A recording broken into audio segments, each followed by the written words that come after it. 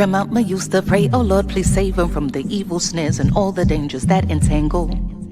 Yea, though they walking through the valley of the shadows, just prepare and make them fit for every battle, because I know they bound to come, and I know they bound to fall, but in your bounty, Lord, preserve their beautiful.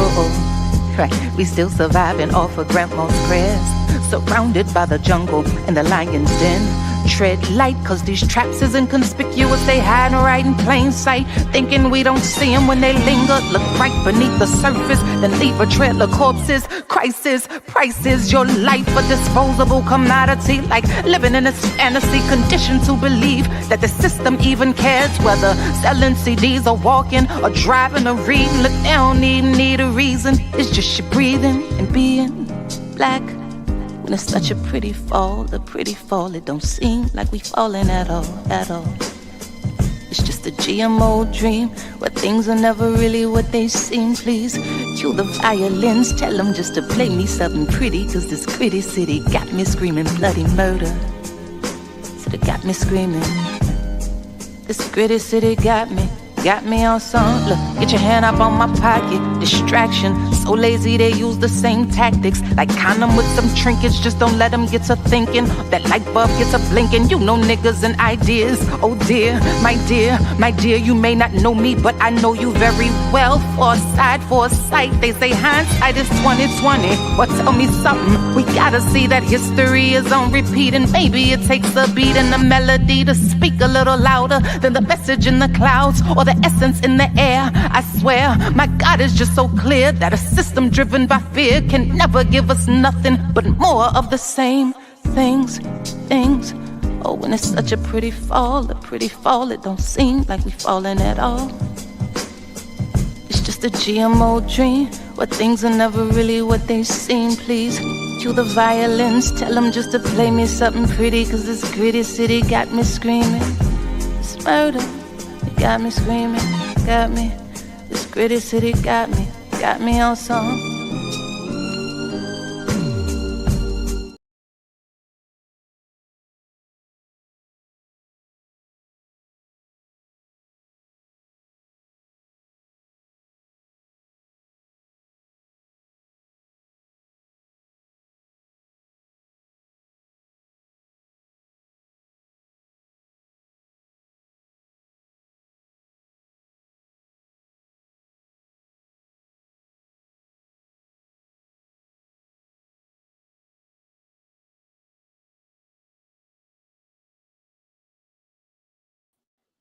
Good morning. This is RSTV on Black Power Media. Today, we have a very special broadcast, as always. As many of you know, or most of you know by now, Leonard Peltier, political prisoner who has been held 49 years, has received his sentence has been commuted by outgoing President Joe Biden. So we're going to talk to some attorneys this morning for Leonard. We're going to speak to folks from his committee, and we're happy to have you all on. Please share, like, subscribe. We will be live in about 3 minutes, so stay tuned. We appreciate you all joining us, and the call is free them all. So we say free all political prisoners. Stand by.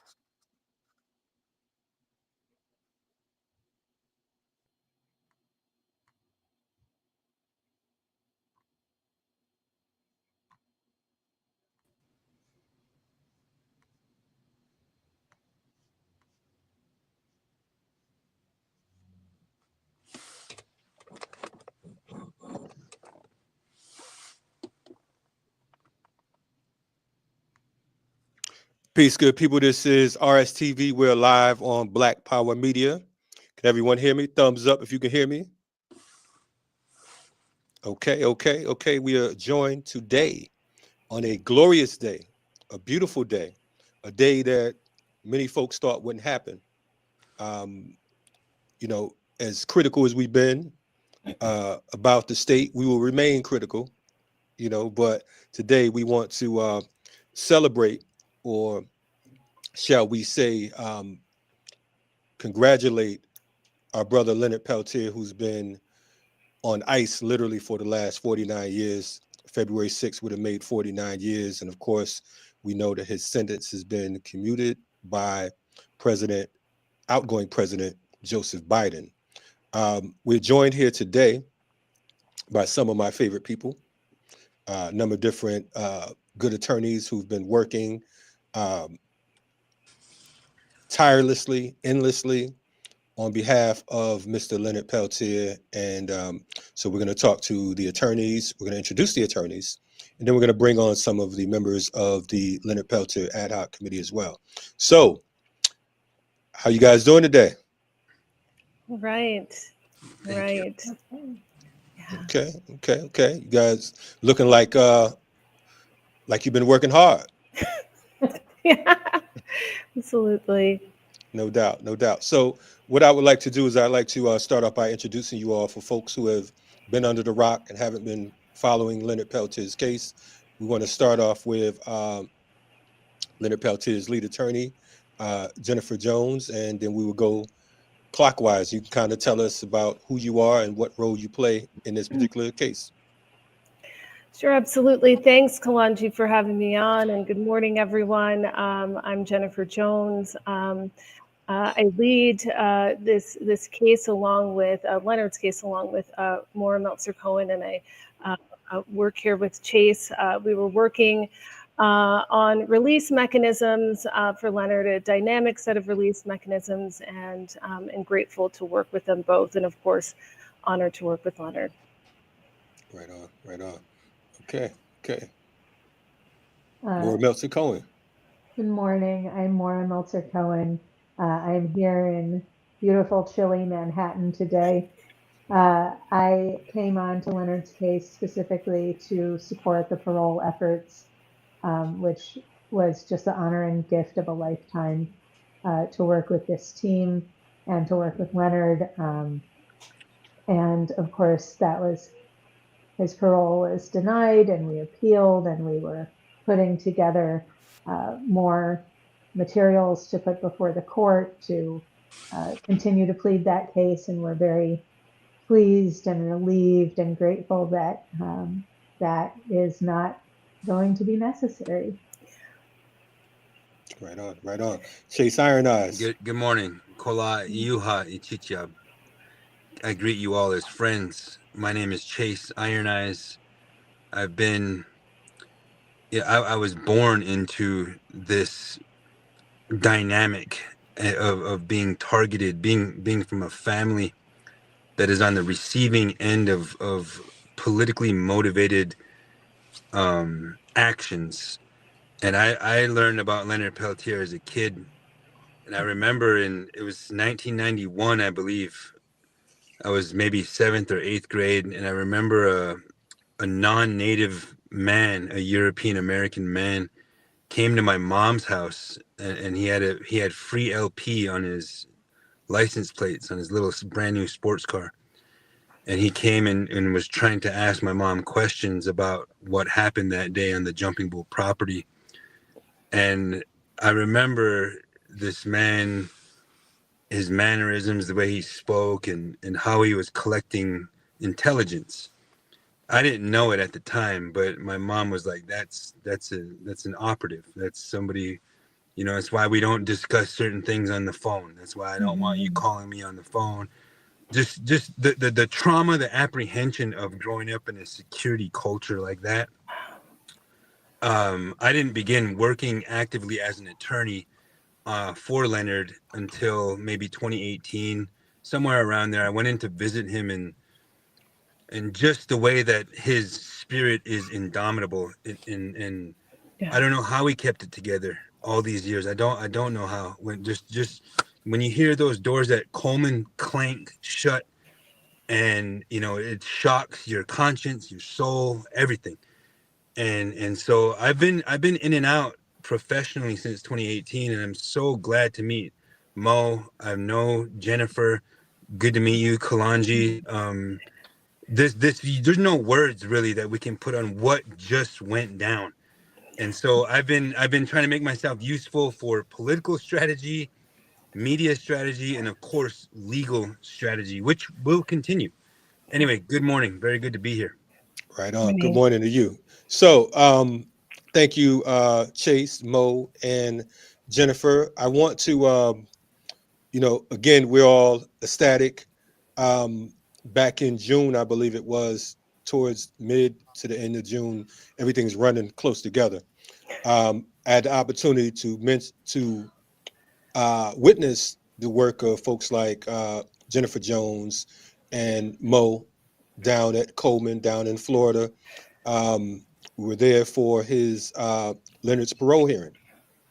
And as the world knows by now, they pretty much told him to come back in 15 years when he's like 94 going on 95 years old. It was a blow. It was a disheartening situation, but here we are about 6 months later, and we are about to witness his release into society. Walk us back, Jenipher, if you don't mind. Give us, tell us about what took place in June and how we got to where we are today. Well, much of what you just said summarized what happened in June, and we went down to prepare Leonard for a full parole hearing, which he had not had in some time. And so Moira, who I'll pass it to next, led those efforts in terms of preparation and actually the delivery of the case to the U.S. Parole Commission. There was so much information and so many supporters who wrote in, as well as Leonard's doctor who gave testimony about his medical condition and his treatment in the Bureau of Prisons. So it was in terms of scope, it was very, very broad. But the United States Parole Commission really sought to narrow that scope in terms of what they considered in in my opinion, to manipulate a result concomitant with applying the wrong law deliberately, after myself and Moira explained to them and wrote a brief memo about how that is the wrong law in terms of sentencing application for Leonard's parole consideration. So the hearing was quite long. It was all day, and Leonard was the warrior that he is. He showed up in every way in that respect, and Mo did an excellent job as well. And with that, I'll let Mo chime in, since Mo led those efforts. Thank you. And Mo makes a mean batch of vegan chili, by the way. So I just want to point that out before we go further. But go ahead, Mo. Thank you. I will keep that in mind for our next meeting. So we went down to Florida. As Jenipher said, we were very clear that the standard to be considered by the U.S. Parole Commission for determining whether or not Leonard ought to be released was the standard that was in place at the time that he was convicted. And that standard is a forward-looking standard. And what I mean by that is that the assessment about whether somebody ought to be released on parole under that standard is based on who they are as a person now, and not the offense that they were convicted of.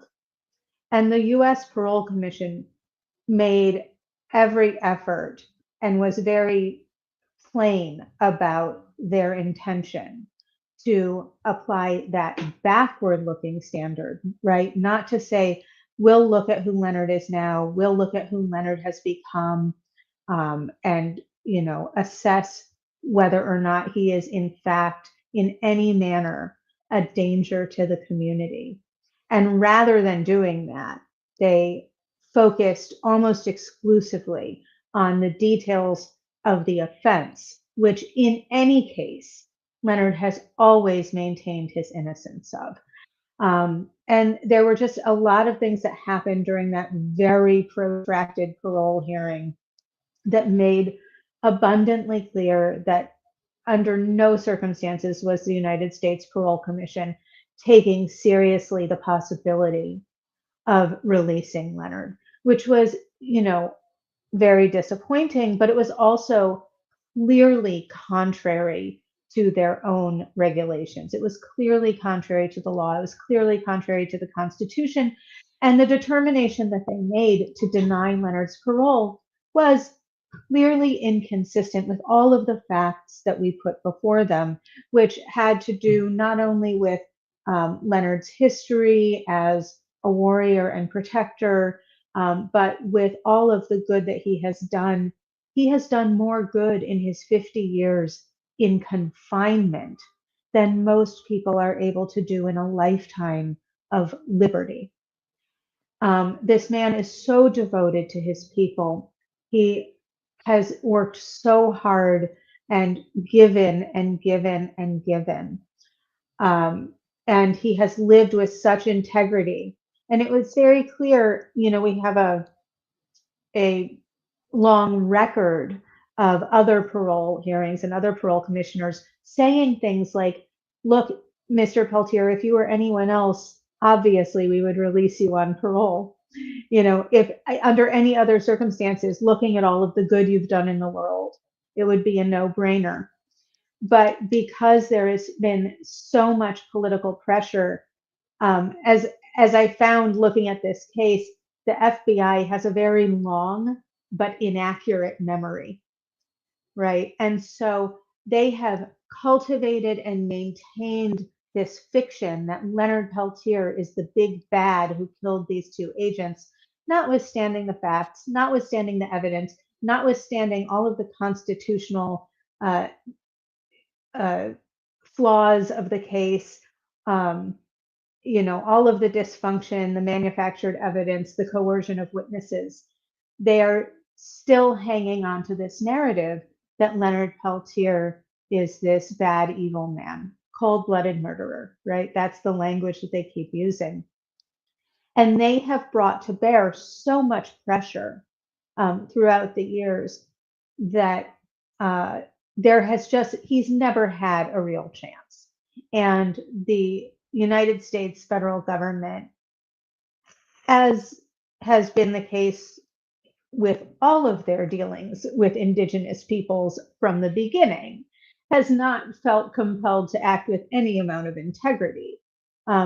So, that parole hearing, it was just very clear. We presented evidence that under no reasonable interpretation could have led to the conclusion that Mr. Peltier could ever be a danger to anyone.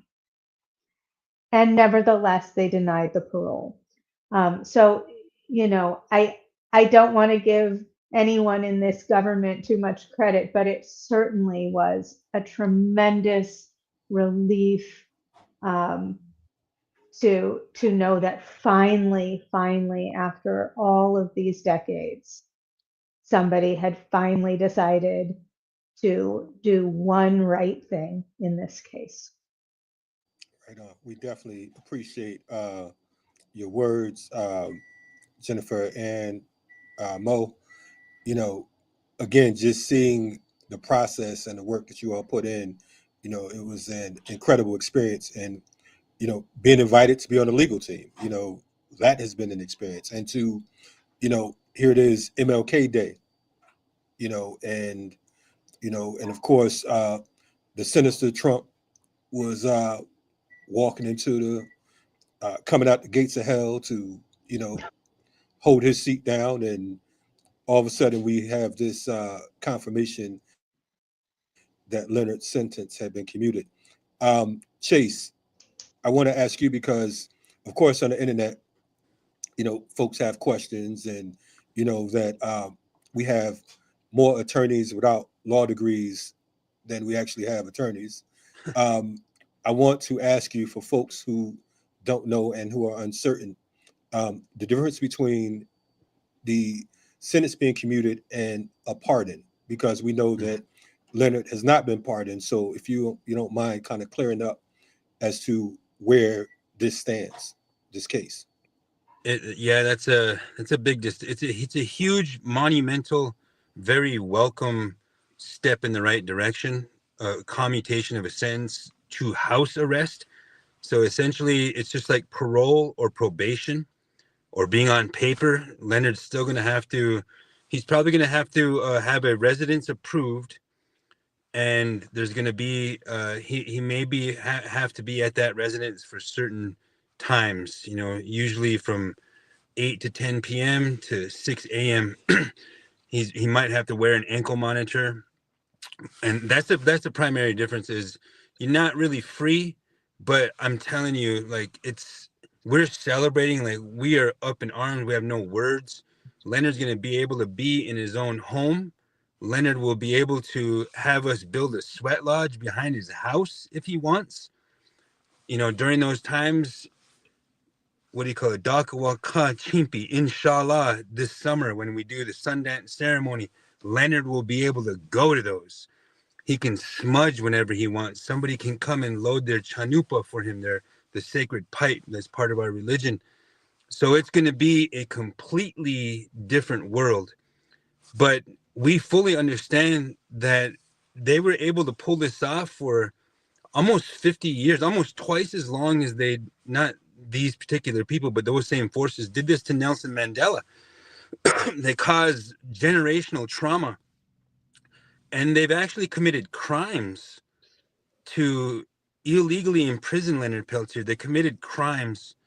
Those agencies, whether you call them the deep state, the feds, or those human actors that are susceptible to corruption within those agencies, lied to the Canadian government to extradite him. If you just read what they did to Myrtle Poorbear, or even the ballistics report, not divulging exculpatory evidence, like they committed crimes. And so a pardon would be a recognition that Leonard's not guilty, that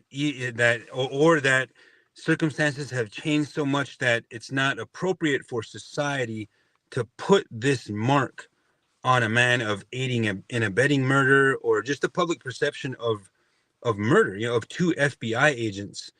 The FBI, or those actors within the FBI, have attempted to write history and to rewrite history over the years to disadvantage and destabilize Indigenous sovereignty, because Indigenous sovereignty is probably one of the strongest vehicles that is standing in the path of corporate fascism. We've continued to have to fight against corporate intrusions into our daily lives, and a diminishment of those synthetic rights like constitutional rights or human rights or treaty rights. But there's also natural rights that are defensible and assertable by Indigenous sovereignty. That's what Leonard's story is. Yes, COINTELPRO attacked us. At the same time, they attacked the Young Lords and the Black Panthers, and every SNCC, everybody that was standing up and becoming conscious of their rights. Those are very fluid and strong forces. And on the Pine Ridge Reservation, COINTELPRO and the deep state and those operators killed a lot of people. They killed almost 100 people. The FBI admits to 69. They killed almost 100. But yet today the story is whatever the mainstream media is putting out and telling us to focus on. Trying to dirty up Leonard's name, even though he just has the biggest thing that's happened to him in 50 years. He's about to be able to come home and I see the narratives being split out there. I see those operators putting that bad jacket narrative out there and trying to steal our heroes away from us. This is what they've done and what they'll continue to try to do. But we're not going to let that stop us. We're going to keep standing in the truth, and we have 4 years to look within ourselves and to contend with a different reality, a different reality that's being expressed there, at least in terms of the federal government. But this is a constitutional republic. There's a lot that we can do, that we can pull together to make sure that not only do we get Leonard a pardon and for his full freedom, at least within the confines of being a citizen or a subject of, like, the United States of America. We want to restore the full rights, privileges, and immunities for our elder and our brother Leonard Peltier. And this team right here is, I've seen different teams get involved over the years, over the decades, and it's an honor to stand here with you guys today. But I wanted to say that because I've got to depart, and I'd be willing to join at any other time as well. But I want to thank you this morning for doing what you're doing. It's a great day. Thanks, Chase. It's great to see you. Thank you. Yes, definitely. That was Chase Iron Eyes. We appreciate him joining us this morning. We know he had a prior commitment. We know that there are a number of different folks who have been working on this campaign from the committee, different doctors and fighters, so we definitely look forward to bringing some of those folks on as well. I know that Dawn Lawson will be coming on soon, Leonard's assistant, and I know that she'll be ushering in other members of the committee, folks like Paulette and Ricardo and others. So we're looking forward to hearing from them as well. I want to ask Jenipher, one of the things that Chase just mentioned was this ongoing fight, because I think that, when we talk about quote unquote victories, there's some people that would say, well, he's still not free and all of this type.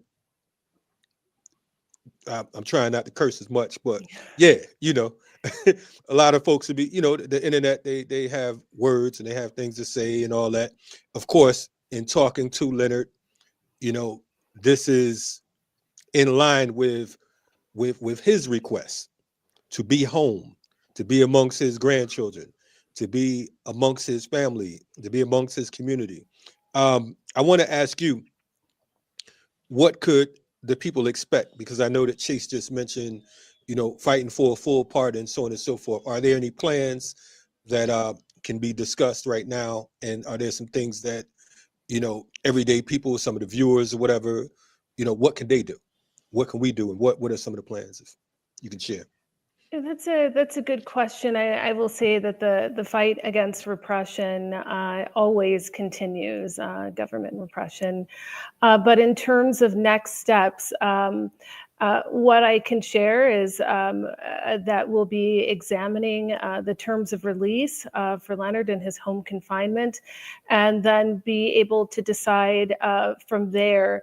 This is barely 24 hours old, and so we will be vigorously looking at the terms and setting up logistics for Leonard and the huge community that has come together in terms of advocates to support his being comfortable and the state of his release, and of course consulting with Leonard about what he would like to see. Cool.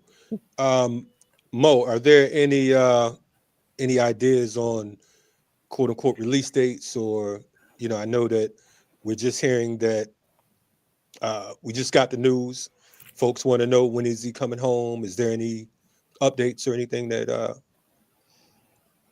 It's not clear to me. I don't think I have any special insight into when they will actually release him. They have a certain amount of time in which to release him. It is my devout hope that they that the prison decides that they would like to be rid of this as quickly as possible and process him out today. But I don't think that's likely. But I can hope. I don't think we're going to know. I think it's going to be rapidly unfolding, and we're, just like with commutation, I think we're going to find out, in real time as it's happening. So, I think, I don't think it's necessarily intentionally sinister, but I think that the logistics of this, the bureaucracy of BOP and the federal government, as there's this changeover, and particularly what we expect from Coleman, which is this sprawling, they call it a campus of 5 different prison facilities that is perpetually understaffed. I would be surprised if they managed to carry out the whatever logistics they need to do in order to get him home with any kind of speed. Right. Now, I want to ask too, and I appreciate that. Going to Coleman, I remember the day of the actual parole hearing, they had a serious performance going on. They had all Yes. of these different officers, and they act like Leonard was Attila the Hun. They had him just all stretched out. Is there anything that you can, because we talked about the denial of parole. There's also incoming or now President Trump in office. Folks were asking if there's anything that he could do to possibly stop this process, because we know that the state's not happy. We know that the FBI is not happy. We know that there are a number of different forces that, that are praying for Leonard's fall. Is there anything that can alter this situation, or Jenipher? Either one. No, not to my understanding, giving an understanding of the executive power of commutation. I can't speak to whether there will be attempts to try, but not to my understanding. It can't be reversed. Cool. Nah, and we're not hoping nor thinking that, but like I said, I'm just responding to the viewers. I want to bring on now Leonard's spiritual advisor, Lenny Foster, and also his assistant, Dawn Lawson, 2 folks who we know love Leonard, and they're all things Leonard.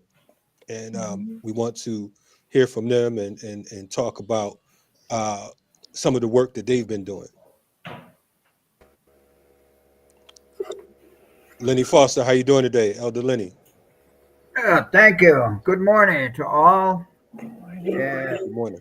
Good day. Thank you. I'm doing Yes. well. I feel good. So for part of this press conference.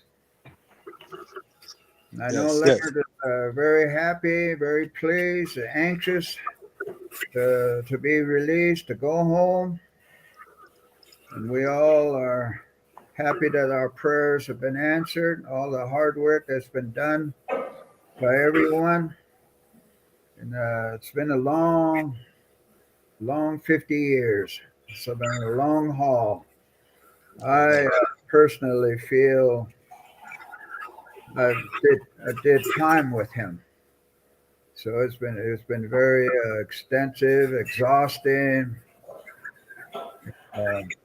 I'm glad he was granted clemency, and I just caught that last question you had, that the new administration, the Justice Department, the Federal Bureau of Prison, would try to reverse that decision. I don't think so. I think it would open them up to a very serious lawsuit it would look at all the different ramifications of such a move. So I don't think of course the FBI won't let go, and I've always said that the FBI is on a personal vendetta against Leonard Peltier and against the American Indian movement, because he represents the resistance that dates back to Crazy Horse, Red Cloud, and Sitting Bull. And we all know what happened at the Little Bighorn. The 7th Cavalry was, at that time, the FBI, the federal marshals. So that, I think, my opinion, that's why they feel it's a very personal vendetta they have against the American Indian movement, and especially Leonard Peltier. He was a young man when all that happened. There's many flaws in the trial itself. Witnesses recanted their testimony, false affidavits were prepared, etc., etc. So I don't think they would try to reverse that decision. That's my feeling. And thank you for inviting me to spend this time with all of you. You all did some excellent work, hard work, good work. And this could be an example for how to proceed in working on executive clemency. Thank you. Yeah, We're honored to have you on, Elder Lenny, and I wanted to ask, because we know that you've known Leonard for quite a while. So for folks who are unclear and uncertain, because there are people here, this might be their first time hearing about Leonard Peltier, let alone the case. So if you don't mind, tell us who Leonard Peltier is to you and how long have you known him? Thank you again. By way of introduction, Kia an ein slon safani was a sin topai das a che and a lani das a null. I could out on ends and all out out so holier than ever kaya to a adon asha. Ara di hudina di kutin Leonard Peltier by just kit all but said us and all touch a nail it on that as so chill on. Ahudina. Eva deba sindiko hadiji bahadiji shadon nedi. I just like to introduce myself. It's appropriate protocol for our Dene Navajo people to introduce oneself by their clan. I'm a Tarn House clan born for Mountain Cove, and my maternal grandparents are Twopahe. Enoani is my knowledge, that's my River Edge, and one who walks around. I've known Leonard Peltier since 1970, but I became more acquainted with him when I became his spiritual advisor at the United States Penitentiary, Leavenworth, Kansas, in March of 1985. So it's been a good over 30 years that I've been visiting him, and my responsibilities to him and other Native Americans in the United States prison system.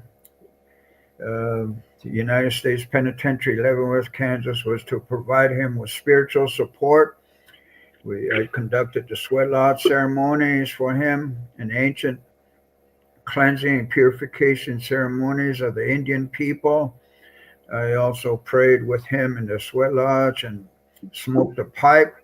The pipe is a very sacred item of our indigenous people. And I've been visiting him all these years, providing him those spiritual support and responsibilities. It was the United States Penitentiary, Leavenworth, Kansas. They called that the Big House. It was a maximum security prison. Also, Lewisburg, Pennsylvania. It's also a maximum security facility. And I was the spiritual leader for all the Native American inmates, United States prison system, beginning in 1981. But I started visiting Leonard in Leavenworth, Kansas, 1985 till 2005, and he was transferred to Lewisburg, Pennsylvania in 2005, and I was his spiritual leader there, visited him up till 2015. Then he was transferred to USP Coleman, Florida, and that's another maximum security facility.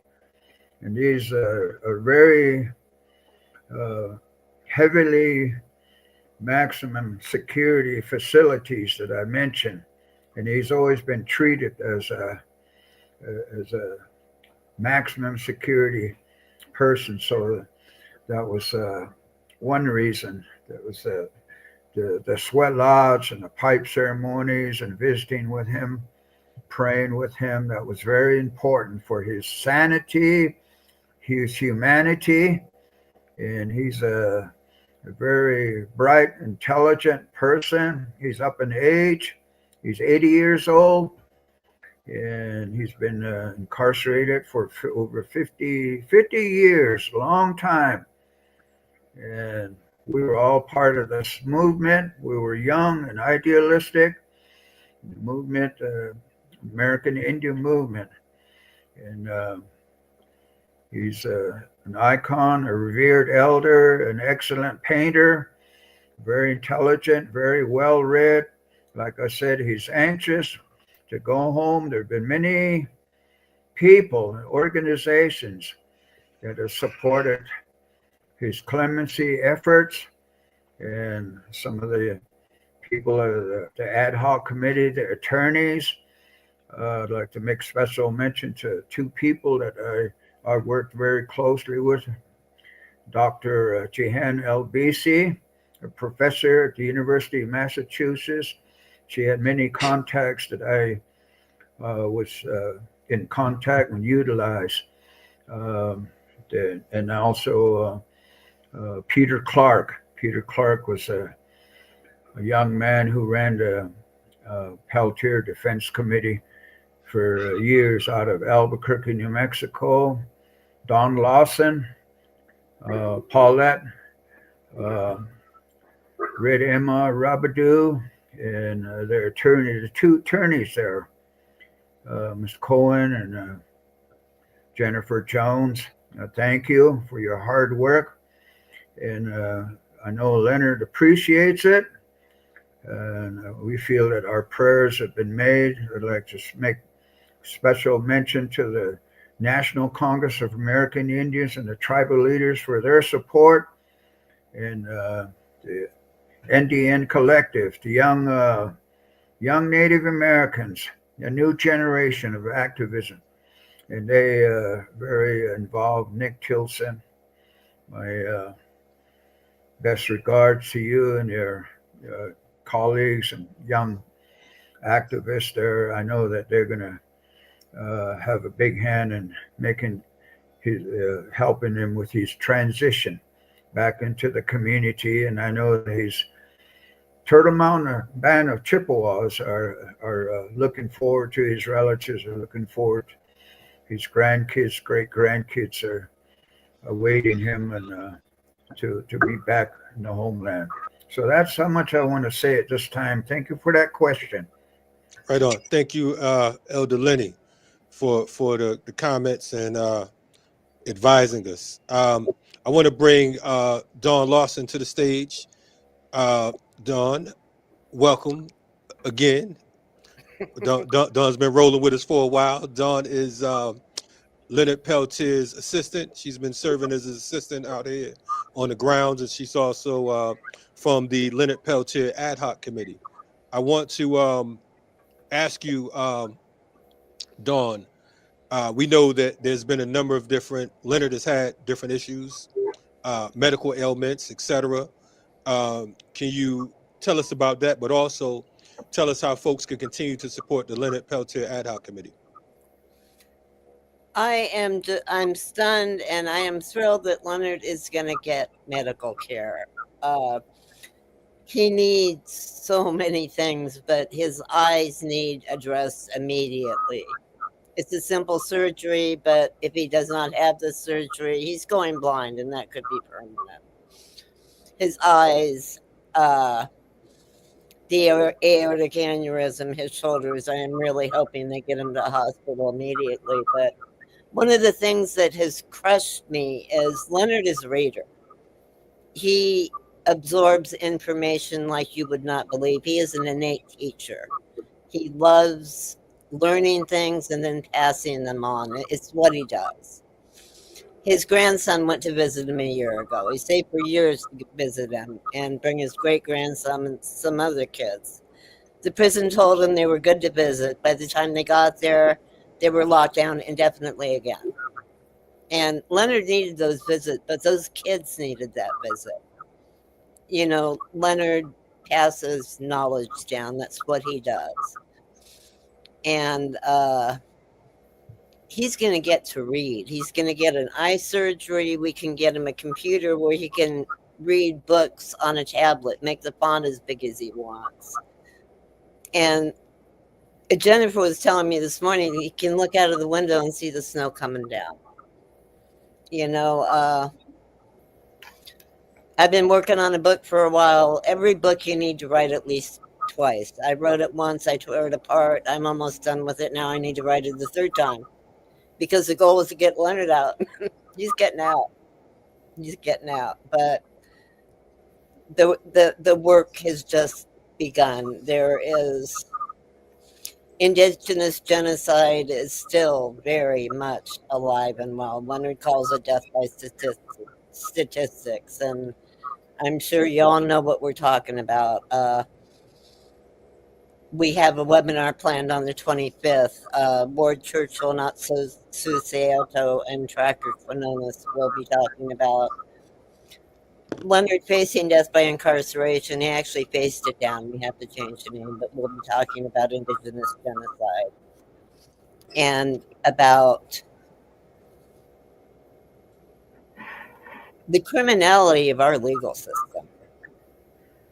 I mean, as Mo said, they committed crimes to keep Leonard in prison. No one has been held accountable for that.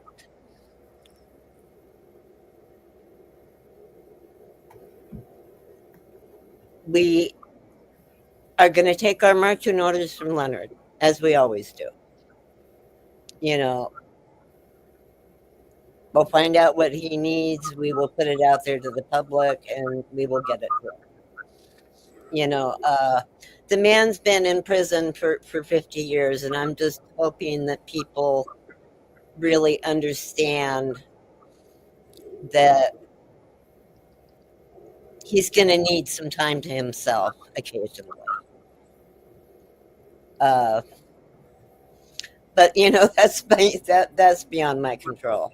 I have always taken my orders from Leonard. I will continue to take my orders from Leonard, and he's going to have a whole new set of orders now. And I'm just beyond thrilled. And Jennifer, you were an answer to a prayer from an atheist. And throughout this whole movement, I'm not an atheist any longer. I'm a born-again pagan. Leonard told me once, you know, we don't want to convert you. We're not trying to convert anybody. He's like, well, too late, dude. I don't know what I'm converted to. I still have no idea what I believe in, but there has been so much intervention from the ancestors, from creation, from whatever. You know, his adoptive mother, Ethel, made a prophecy a long time ago that Leonard would get out. It would not be until after she died, but he would be surrounded by professional women of all colors. And this has been a mass collective effort. The entire world put its foot down and says, we will not stand for this any longer. Right on. People have been reaching out to the Vatican. Alex Mathieson marched a letter into the Oval Office from him and Rose Tyron. The Indian Collective, of course. I mean, Italy, Germany, everybody is just done with what they are doing to Leonard Peltier. Thank you, all of you. Don, we appreciate the work that you've been doing and that you're going to continue to do. We know that Leonard has a special place for you in his heart. I know that Mo, Mo's out there fighting this criminal justice system, and she has to run and handle some business. So, Mo, if you have some parting words for us, I know that, and for folks who are checking it out, I know this is an unorthodox press conference, and it probably doesn't qualify as what you all would call a press conference, but it's cool with us here at Black Power Media Reloaded. Mo, what you have for us? Well, thank you so much. I'm so glad I could join today. It's wonderful to see all of you and hear everyone's perspectives. This really was, as Dawn mentioned, a result not just of legal work, but of 50 years of global pressure, and in particular, 50 years, many more than 50 years, of struggles for Indigenous sovereignty. And those struggles for Indigenous sovereignty are the reason that the reign of terror happened. They are the reason that Leonard was railroaded and kept behind bars for 50 years. Those struggles for Indigenous sovereignty kept Leonard motivated and in service to his community during those 50 years. And those struggles for Indigenous sovereignty continue. This case is emblematic of everything that is vicious about the settler state. And Leonard's commutation does not undo all of those things.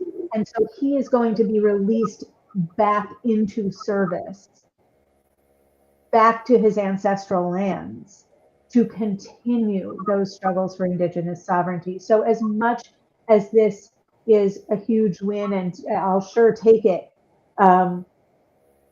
we can't just say, okay, well, Leonard's been released, our job is done, right? It's up to all of us globally, all of us, to stand in solidarity with struggles for Indigenous sovereignty and to do that in meaningful, material ways. So I just want to sort of exhort everyone in this audience to really educate yourself and to really think hard about what you can do in a meaningful daily way to support those struggles, because this struggle does not end with Leonard Peltier being released back to home confinement. It ends with the restoration of Turtle Island to its rightful inhabitants. Right on. Mo, we appreciate the work that you've been doing, and we're looking forward to continuing to fight on behalf of not only Leonard, but other political prisoners worldwide. So thank you for your work, and we will see you soon. No doubt. Peace. That was Mo Meltzer-Cohen. And we appreciate the work that they've been putting in. We're going to wrap very shortly, but I want to invite Attorney Jenipher Jones on to give us final thoughts, any suggestions or plans, and how can we continue to support what's going on here at on the Leonard Peltier legal team and also on the ad hoc committee.